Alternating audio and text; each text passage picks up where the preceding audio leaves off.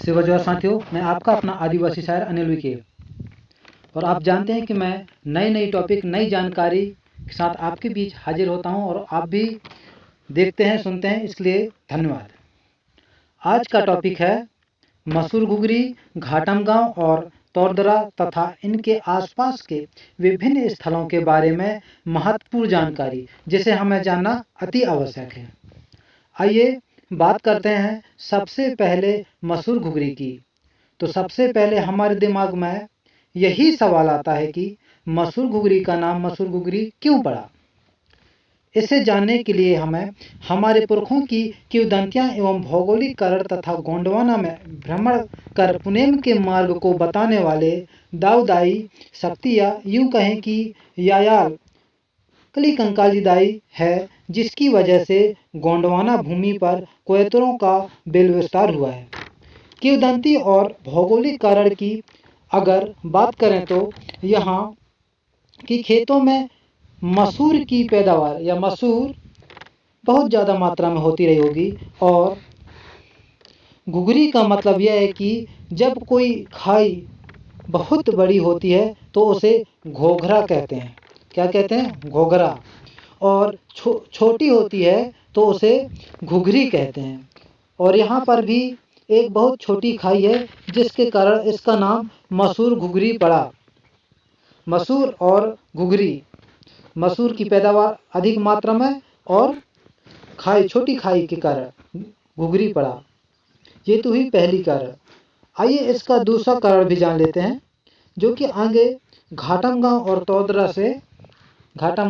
और तोरदरा से सीधा लिंक होने वाला है।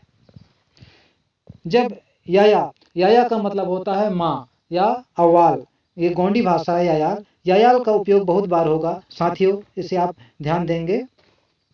जब याया कली कंकालीन दाई मोह गांव के मोघा मरी से घुघरी में पहुंचती है तो इस छोटी सी खाई घुघरी में कुछ समय व्यतीत करती हुई आगे निकलती है।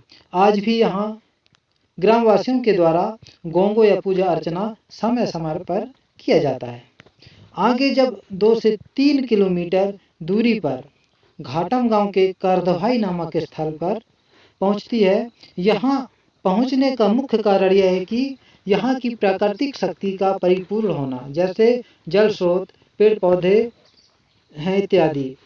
अब सबसे महत्वपूर्ण जानकारी एवं घाटम गांव की वो रहस्यमय कड़ी, जिसे हमारे पुरखों के बाद वाली पीढ़ी ने इस इतिहास को दफन कर दिया था, क्योंकि इसका सीधा संबंध करिहाई, केरा पानी, कलगा और लांघा पहाड़ से है। साथियों, आप विचार करके देखिए, आखिर करदभाई के आसपास वाले इन स्थलों का नाम करिहाई, केरा पानी, कलगा और लांघा पहाड़ क्यों पड़ा, है ना?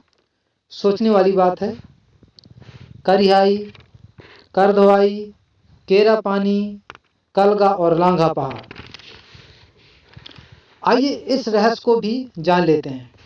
अगर आप अभी तक इस चैनल को सब्सक्राइब नहीं किए हैं तो कर लीजिए और ज़्यादा से ज़्यादा शेयर कीजिए अपने साथी भाइयों तक एवं सगा समाज तक, ताकि ऐसी रहस्यमय जानकारी मिलते रहे। तो आइए सबसे पहले जानते हैं करदभाई के बारे में, है ना? करदभाई जो कि एक घाटम गांव पर स्थित है। करदभाई का पुराना एवं सही नाम कालधवाई है।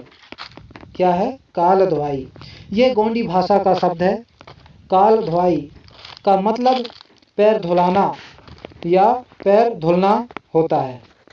काल का मतलब पैर गोंडी भाषा में होता है, और धवाई का मतलब धुलना या धोना। जैसे हम कहते हैं ना, पैर धुल ले या हाथ गोड़ धुल ले, ऐसा बोलते हैं ग्रामीण भाषा में।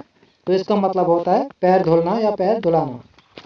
जब याया कली कंकाली दाई घुघरी से घाटम गांव पहुंचती है तो उसकी काल्क धुलाई या पैर धुलाई हुई मतलब पैर धुली, और यहाँ प्राकृतिक शक्ति के रूप में कुछ दिन ठहरी।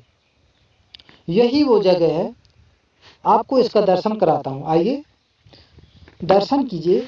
यहाँ कली कंकाली दाई ने ठहर कर घाट बनाई, जिसके कारण हमारे पुरखों ने इस गांव का नाम घाटम गांव रखा, क्योंकि करधवाई के ही पास में सबसे पहले गांव बसा था।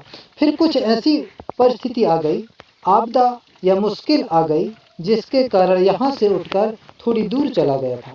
दोस्तों, इस मुश्किल का भी कारण बताऊंगा, इसका भी कारण मैं बताऊंगा। ये बहुत रोचक है, आप जानकर हैरान हो जाएंगे कि क्या ऐसा भी हो सकता है। इससे पहले आपके लिए ये जानकारी बता देता हूँ कि मध्य प्रदेश में नर्मदा की लंबाई लगभग 1077 किलोमीटर है, मतलब 1077 किलोमीटर। ये 1077 किलोमीटर की सफ़र करती है। क्या इसके घाट बने हैं सभी जगह या कुछ विशेष जगह? इस बात को आप अच्छे से समझिए। क्या इस पूरी नर्मदा नदी में पूरी जगह घाट बने या कुछ विशेष जगह? इस बात को नोट करिए, समझिए, तर्क कीजिए, क्योंकि इसी से इस करधवाई का मतलब निकलेगा। तो आपको समझ में आ गया होगा कि कुछ विशेष जगह ही घाट बने हैं, जैसे बसगड़ी घाट, कुटरई घाट, और आगे चलें तो जबलपुर में भेड़ा घाट, धुआंधार घाट। इनकी विशेषताओं के कारण ही ठीक इसी तरह करधवाई भी उसकी विशेषता और प्रकृति की परिपूर्णता के कारण, या यूँ कहें कि यही ठोस कारण, यहाँ की भौगोलिक स्थिति के कारण ही करधवाई का नाम कालधवाई या माँ कलिकंकाली दाई यहाँ घाट बनाई। हालांकि कुछ लोगों का कहना है करौंदा के अधिकता के कारण करधवाई नाम है, लेकिन इतना बड़ा जंगल है और भी जगह तो इससे ज़्यादा करौंदा थे ना, वहाँ उनका नाम करधवाई क्यों नहीं रखा गया? जैसे कि पास ही वाले जंगल बंजर में उससे ज़्यादा करौंदा है, लेकिन उसका नाम करधवाई क्यों नहीं रखा गया?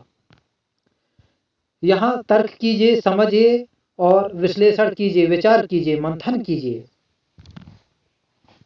इसलिए मेरा मानना है कि हमारे पुरख जब पूर्ण रूप से गोंडी भाषी थे, तो सीधा सा मतलब है गोंडी में ही इन स्थलों का नाम रखा गया।